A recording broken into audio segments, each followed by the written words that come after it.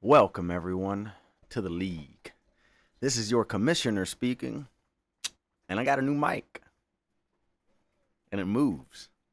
It actually lights up as well, but I ain't got time for that shit. This is week 2, and we got a rainy night here in Vietnam, and storming as well, as you can see. What happened last week was a lot of big scores, a lot of shitty scores. The Cavs and Finesse taking home their first wins of the season. Tiger Sharks and the Trolls taking home their first wins. Some of those easy, some of those hard, and of course the Dumpster Fire and the Rune Dogs taking care of business out there in the East, kind of like we all knew that they would. Um, yeah, let's get into it. The power rankings. And last week I didn't edit one of these spots, but that's okay. I got it. Um, Coming in at number 12, I had to drop them. I had to do it. I got the Tiananmen Square Tanks coming in at number 12. They only put up 76 last week and got just shit kicked by the Finesse. I think they were at home last week. It was rough. And the first game in the new league, I mean, this team is on a, they are going to tank. It looks like. I mean, they're going to be pretty bad for a while, it seems. I haven't really taken a look at this team too heavily, but if I look at them, they actually have a full taxi squad, which I don't think Joe ever did. Maybe once. Maybe one time, but they've got a full taxi squad of guys, so that's nice to see. Now, if they're good or not, that remains to be seen. But they do have a full taxi squad, so they've at least got some flexibility here in, this coming season and, in the next year or two. And I'm assuming that they're going to keep up with that as well. But yeah, for now, this team is at the bottom. Coming in at number 11, moving up one spot, you got the Miami Cartel. They also got their shit kicked in last week. Who the hell did they lose to? They lost to the Rune Dogs. Only lost by 30, 32, 33 points, something like that. Not too bad. But they couldn't even put up 90. So, and it's against the Rune Dogs. I mean, with the Rune Dogs only putting up 119 points, you got to take advantage of that. But this is not the team that's going to be able to do it. And I don't know what they're doing, making crazy trades and it just looks like they're just kicking the can down the road, but there's nothing in it. So I don't really know what this team's going to do here. Maybe they can get something going. They have got to hit on their draft picks or they're going to be trash, because they obviously can't trade well. So we're going to see. Coming in at number 10, dropping down one spot, you got the Midlands Mothmen. P-Man squad. Taking a 30-point loss to the reigning champ Dumpster Fire last week. It was going to be tough to beat them, especially in the first game of the season when they're all healthy, and just beating them anyways is going to be a tough one. But this team, didn't look too bad, but Devontae Smith, where is he? Dude's kind of disappeared, but they do have Tet McMillan's looking pretty nice in his first game. Pretty decent there at his flex spot, and Marvin Harrison Jr. finally showing up. If he can keep that up, this team can look pretty promising on down the line. But for right now, got him down at number 10. Coming in at number 9, dropping down the biggest change out of anybody on the negative side. Coming in at number 9, you got the Hickory Grove Heaters. This team had a lot of hype around them, coming back, going back to the old name, classic location, and lost by a field goal to the Trolls in a tough game. And they just lost their quarterback, Brock Purdy. He's at least out for this week. He could be out longer, who knows, but they don't have a quarterback. Who the hell is their backup? They got Caleb Williams, who would have been a better play anyways, and it would have won them the game had they started Williams. So they're going to ride on Williams, I'm assuming, going into week 2 and probably then on, depending on how he plays.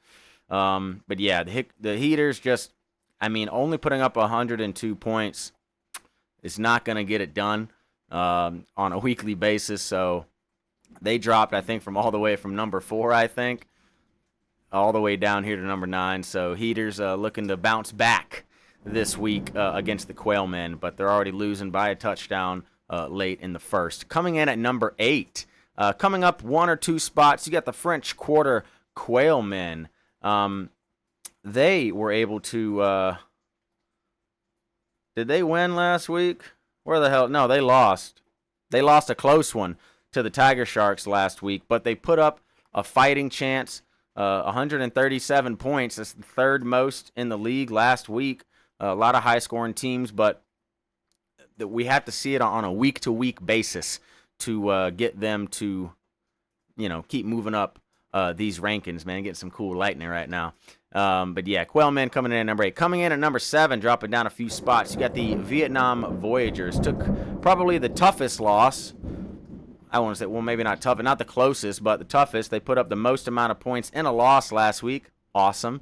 Lost to the Cameron Cavaliers last week by about 11 points on the road, but they still lost to a very, very good Cavs team. Cavs got their revenge from the divisional round last year. Voyagers still looking pretty good, but they lost their starting tight end and Kittle he's on IR now, and their quarterbacks look shaky as hell. So they went and picked up Aaron Rodgers this week, and they'll see what he can do for him at quarterback. Coming in at number 6, you got the Charleston Trolls.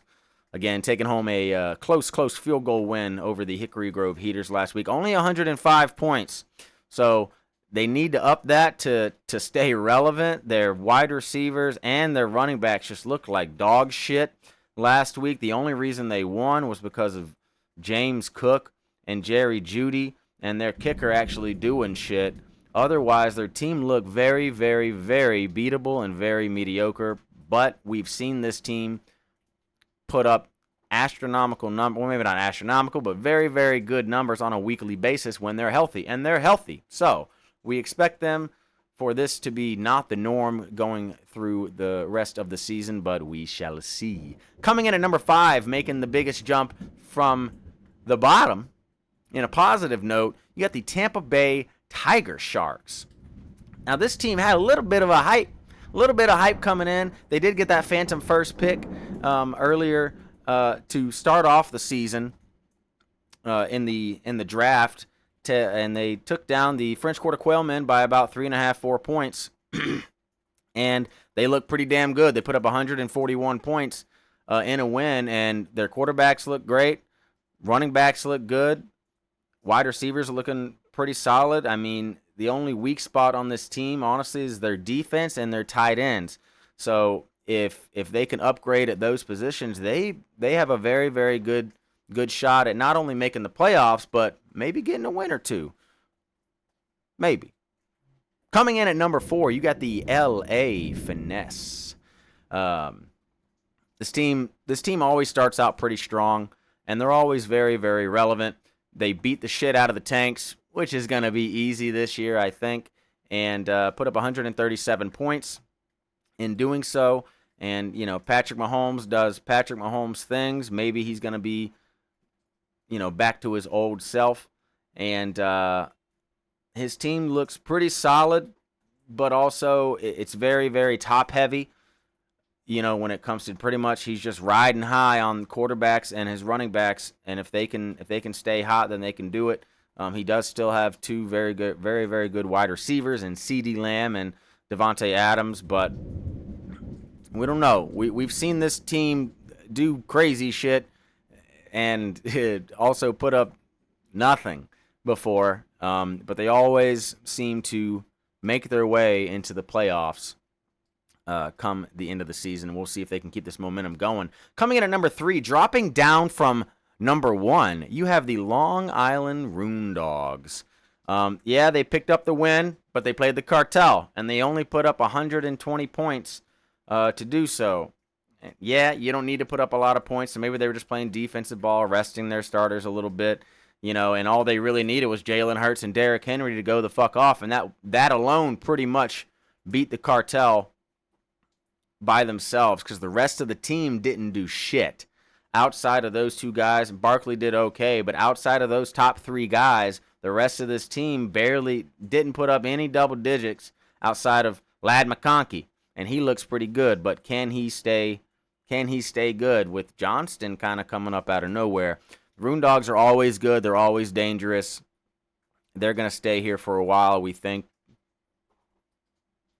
And we'll see if Manny can keep it rolling this week. Coming in at number 2, coming up a couple spots, you got the Cameron Cavaliers taking down the Vietnam Voyagers last week by 11 points, looking very, very strong. Lamar Jackson almost put up 30 in the first week of the season. He's got Cortland Sutton doing stuff.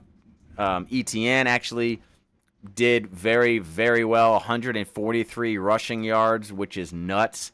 No touchdowns, though, which is tough to see. But, hey, if ETN can do that week in and week out, not 143, but something close, then this team will be very, very dangerous, and their defense looks fantastic as well. So the Cavs looking strong to start the season, and they've got a tough task this week against the LA Finesse. And coming in at number 1, your reigning defending champs, the Columbia Dumpster Fire. Starting to rain more. I'm not gonna close this door. This door is open, so I hope it doesn't rain up in here. But whatever. The Columbia Dumpster Fire. I mean, it's the fucking dumpster fire. They put up 150 damn points, and I mean, Josh Allen put up almost 40. Fucking nuts. Now, and CMC almost put up 20. Which is nice to see, and their kicker put up 15. This team is just very, very well-rounded. Honestly, their defense didn't do too well, and their running backs were very, very mediocre, and so were their starting wide receivers. Jamar Chase didn't even crack 4 points. So the fact that this team was able to get 150 points and have some duds, a lot of duds, a handful of duds, a diddly of duds, you would say, and for them to still put up 150 is terrifying to see because that was a bad week for most of those guys. And they came out and just straight up donkey dick the Mothmen week 1. And we'll see what they can do week 2 in a big matchup against the Rune Dogs. But let's get into these matchups. Matchup number 1. You got the Tiananmen Square Tanks at the Vietnam Voyagers. The Tanks don't have to travel that far. This is their easiest travel of the season. All they got to do is fly south about, only 8 hours, I think. Maybe a little more, maybe a little less, 6, 7 hours, something like that, down here to Da Nang in Vietnam. And they got to take on the Voyagers, who are pissed off. They put up a lot of points and still lost, while they put up, the Tanks put up basically nothing and lost, of course. So the Voyagers are looking to come out and just beat the brakes off the Tanks this week at home, but maybe a little rainy here. We shall see. This game has not kicked off yet. It kicks off in about 5 hours at 1 p.m. Eastern Standard Time. It'll be a night game here because it'll be 1 a.m. over here.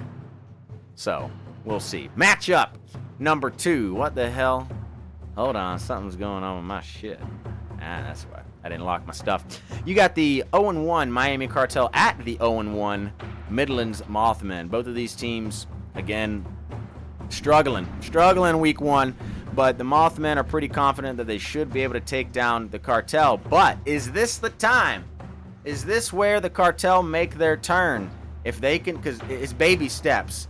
There's no way the Cartel are going to be able to knock off people, the likes of the Rune Dogs and the Dumpster Fire, but the Mothmen are within reach.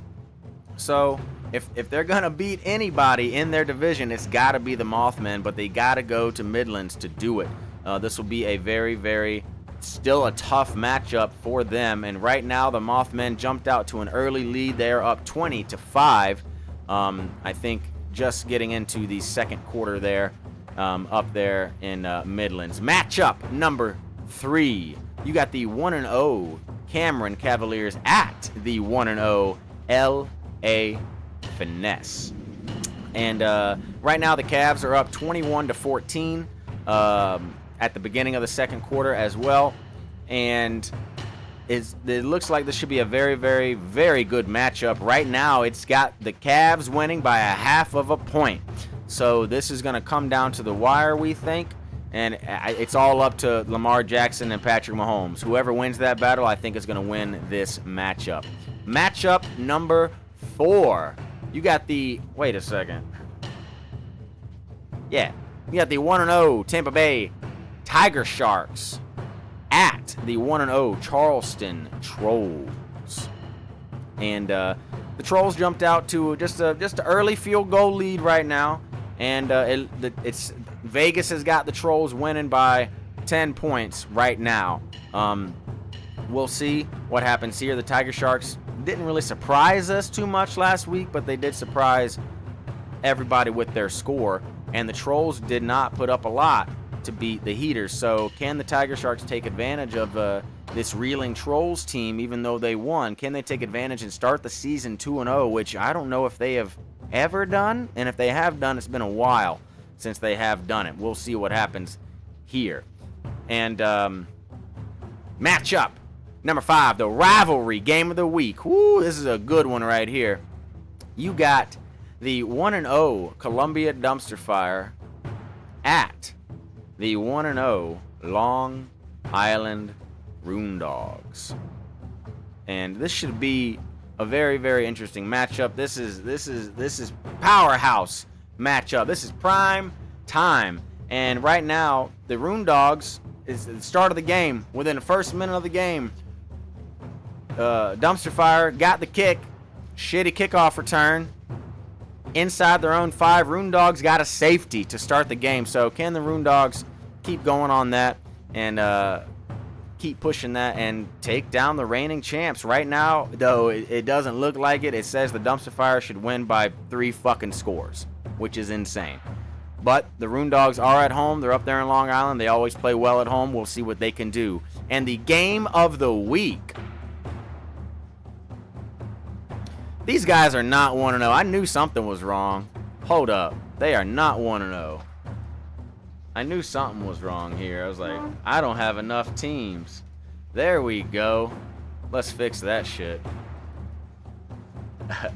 There we go. We got the 0-1 French Quarter Quailmen at the 0-1 Hickory Grove Heaters. Not really sure why this is game of the week. I can see why. It's going to be a close matchup here, but 2 0-1 teams struggling to fight for their life. I get it, because maybe whoever loses this matchup is already out. Maybe. We'll see. It's got the Heaters winning by a touchdown at the end of this game. They are at home. Right now, though, the Quailmen are up by 6 late in the first quarter there. And we'll see if the Heaters can get back to their winning ways over the Quailmen, or can the Quailmen surprise some people and take this dub up there in Hickory Grove. On to the predictions. Thank you, Hunter, for making the picks this week. Last week I made the picks. I went 3-3, so 50%. Average. Hunter made the picks this week, and he's got the Voyagers taking down the Tanks. Easy. He's got the Mothman taking down the Cartel. Pretty easy. He's got the Finesse over the Cavaliers. I think that's a pretty spicy pick. It's going to be a very, very close matchup. Coin flip on that one. He's got the Tiger Sharks over the Trolls in the upset of the week. He's got his own Dumpster Fire over the Roondogs, of course, in the rivalry game of the week. And he's got the Quailmen taking down the Heaters in the game of the week. And if the Heaters start off 0-2, there's going to be some salty ass fans up there in Hickory Grove that are going to be saying you should have never left. But hey, anything can happen. Anything can happen. Heaters, Quailmen, we'll see. Thank you, Hunter. On to golf. Ooh, baby. Finally got our new fresh board up. And Chunks is still in the lead. Didn't even have to move his fucking name. You got Chunks, E-Man, and Hunter all tied for first place. Me, Dan, and Mandy all tied at fourth with 1 under. Rico and P-Man taking a break, taking the hole off, smoking a doobie behind the tree. We know what's going on. Yeah, Matt and Sam smoking even more doobies, hitting bogeys over there. And then Graydon and Rabo don't know what the hell they're doing. I get it. It's Rabo's first time playing golf. We get it, but, you know, come on, man. 3 bogeys? Oof. A triple bogey on the first hole? That's rough. But we'll see what's going to happen. Golf is a long game, and it's slow moving, but a lot of times you can lose it outright. And you never want to get into the double digits in the bogeys. I would say the negative, but that's different in golf. But yeah. That's pretty much it, guys. I need to close my door. Rain's coming down. It's not too bad. I don't know if you can hear all the thunder outside, but it's pretty gnarly. But let's get on out of here. Thank you, guys. Week 2. Good luck to everyone going this week. Oh, go Jackets! Yeah. But yeah, good luck, guys. Thank you. And I try to keep this one short. 21 minutes is pretty good. So I'm going to hop on out of here and hop on the shuttle bus. I'll let y'all watch these games. Good luck to everyone. Okay, bye.